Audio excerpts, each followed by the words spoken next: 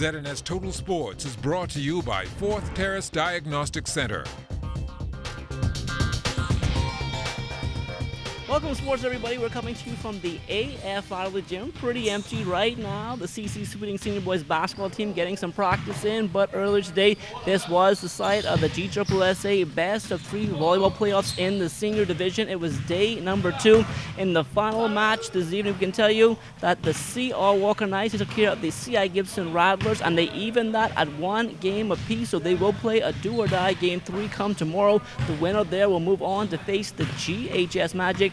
GHS sweeping aside the Anton Rogers Timberwolves. Now also 2 senior girls games played here earlier today, and we can tell you the C.I. Gibson Rattlers moving to the championship. They beat the C.R. Walker Knights, and they will now face the Anton Rogers Timberwolves. They also got a sweep over the C.V. Bethel Stingrays. The juniors played today over at the Donald Davis Gym. In junior girls play, H.O. Nash moving into the championship. They beat D.W. Davis, and A.F. Adley, they're into the championship as well against S.C. McPherson. On the junior boys side, C.H. Reeves, the Raptors, they're into the championship, beating A.F. Adley. As for who they will play, that will be determined tomorrow, because today the S.C. McPherson Sharks beat the L.W. Young Golden Eagles. They'll play a winner-take-all game 3 tomorrow. So 2 games tomorrow. That's in the junior boys division and the senior boys. They'll play both of those right here at the A.F. Adley Gym. Of course, the private schools already into their best of 3 softball championships. Earlier today in senior boys play, the Queens College Comets going on the road to SAC and beating the Big Red Machine 14-12. In junior girls play, Charles W. Saunders hosting SAC. The Cougars, they got out to a big 10-0 lead. SAC did come back, but the Cougars held on the end for an 11-8 victory. Game 2 in both of those series will be played on Thursday. The junior girls and we can tell you that the other 2 series, those will be back on the diamond tomorrow, the senior girls and junior boys. So a lot of action going on, and we can tell you we did get some action yesterday, and let's take a look at some of the highlights. Playing on the Bankers Field, the St. John's College Giants up against SAC's Big Red Machine. This one was back and forth throughout, and it came down to the final at bat. St. John's scoring a 6-5 victory. We had a lot of errors, but at the end of the day, we still kept our and we made the important plays we needed to make. And it was crucial at that last point, watching the ball go through the circle and scoring and winning the game for my team and having a big bat. Our hitting was terrible, but we came down and actually to the bottom of our hitting lineup. The girls just pulled through and they just hit around. The game for me wasn't what I expected, but I know the team that I have behind me were better than that. It's just simple errors that we had. It was very disappointing because we expected to hold them. As you could have seen, we had a bunch of errors that could have been avoided. Game 2 is tomorrow. SAC needs a win to stay alive, while St. John's will be going after the sweep. Last year, we went through the same scenario where they won the first game, we won the second game, and we had to come back to win the third game, but we didn't. So securing this game is very crucial to us winning the series. It's very important to us to go home and get the win because we want this and we play hard every day, practice, put our all into it. Last year was a heartbreaker for us. This was a rough one, saying that the 3rd and 4th seed threw out the 1st and 2nd seed, so I knew it was going to be a challenge, but I wanted to meet them again for payback because I knew that one killed me, so we ain't going to game 3. We got to finish it. We have to finish it at SAC. Our men's national soccer team will be back on the pitch on Thursday in the CONCACAF Nations League. It's a home matchup against the British Virgin Islands at the Thomas A. Robinson National Stadium. The last time these 2 teams met on match day 4 in October, the 2-4-2 went on the road and scored a 4-0 victory, which kept them on top of the group. You don't want to go after end results. BVI were up 4-1 against Bonaire the last match, and they had 3-1, and they had 3 goals scored on them in the last 5 minutes of the match, and they lost. So soccer is a sport when anything could happen. So we don't want to look back in past performances and say, yeah, it's comfortable. We won 4-0, so we can win this one. It's not going to be like that. The plan was we had to go on our way to get the results we wanted, and we went out there and did it. So now we are home now, we can drop the pedal down, so we got to keep going and go there and go for the victory again. No game you can go into thinking you're going to win comfortably.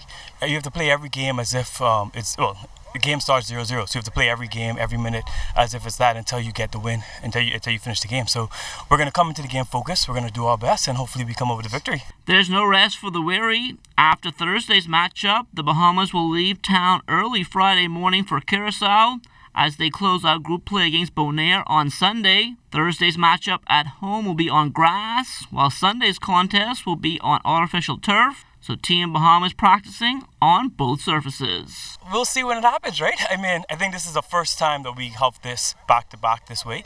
So we'll have to make sure that immediately after the game, whatever happens, we're preparing for the next one.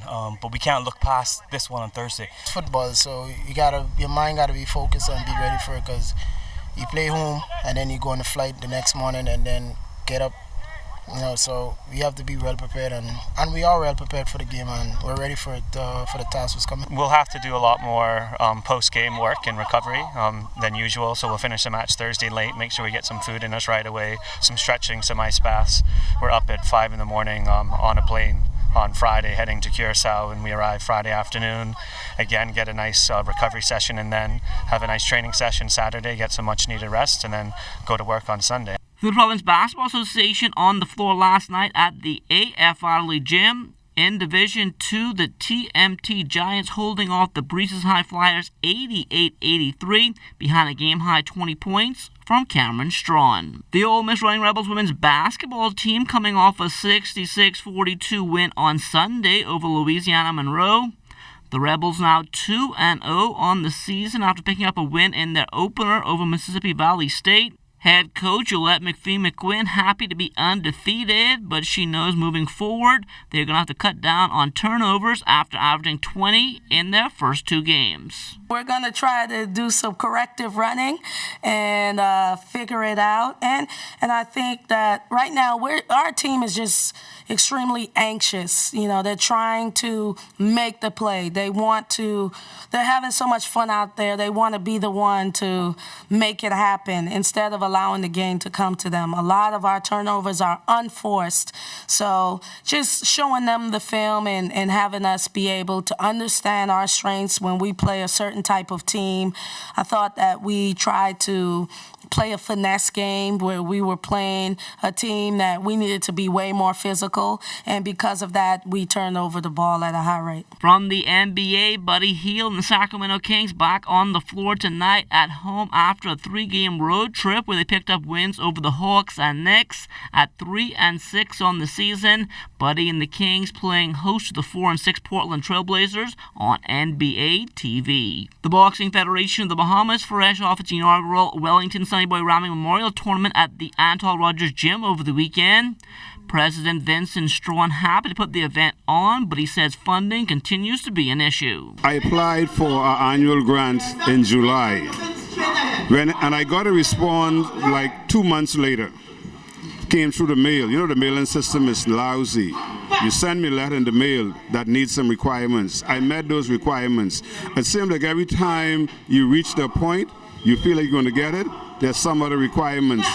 And finally, after the fact that the Olympic Committee had stepped in to save the day, they sent us a letter stating that they will give us our grant, but only 50% of it, and we have to do something else that happened before my time, that have nothing to do with.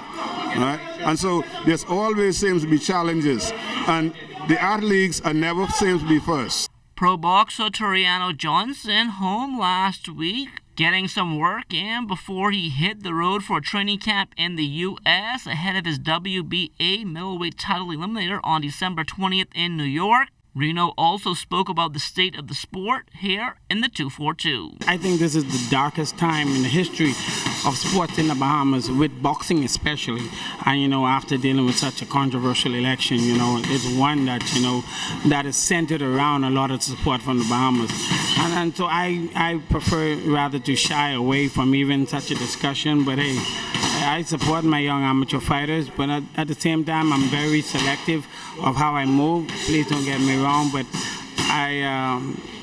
I'm just hoping that things would change, and things would change for the best. We're back here at the AF Adderley Gym. As I told you earlier, the CC Sweeting Cobras senior boys basketball team having practice in the back of me. I'm joined now by head coach Wade Watson. Watson, volleyball getting ready to finish. I've been told by the president, November 25th. That's like under 2 weeks ago now, before the start of the regular season for basketball. How's it going? Well, so far, the boys have really been putting in a lot of work. We've been practicing 7 days a week. We have a good crop of guys. We have some new players that came in from different schools. We have a few players that came in from Abaco, and along with some of the returning players from last year. So I feel optimistic, but playing in the KJ tournament, in the Providence tournament last week, I realized that C.I. Gibson is a notch ahead of us. So we're still in the preparation mode to get prepared for them. But senior boys, always very competitive. Always very competitive. Now I know what Mario used to go to when he used to be sweating so much. I like it though. I like it. Last year was my first time as a head coach on the team, and gave me an opportunity to become aware of exactly what the talent is all about and what the competition is really all about. So, with that being said, I now know better just what to prepare for and how to prepare my teams for the season. Before I wrap this up, I know your Thanksgiving primary tournament coming up as well. Just talk a little bit about that. Absolutely. Our primary tournament has been, we've been hosting that now for the last 15, 16 years. It's going to be on the 23rd. And we're asking as many teams as possible to come in. Sun Oil is one of our key sponsors along with Super Value. And we're asking as many of the primary school kids to come in as possible so that they can get an opportunity to compete and learn the game and get better in the game. Well, thanks Coach Watson for joining us here tonight. Good luck in both CC Sweeting basketball and inside your tournament. Thank you very much. And that is going to do it for the AF Adderley Gym. We're going to send it back to the studio where a check on weather is still to come. ZNS Total Sports is brought to you by 4th Terrace Diagnostic Center.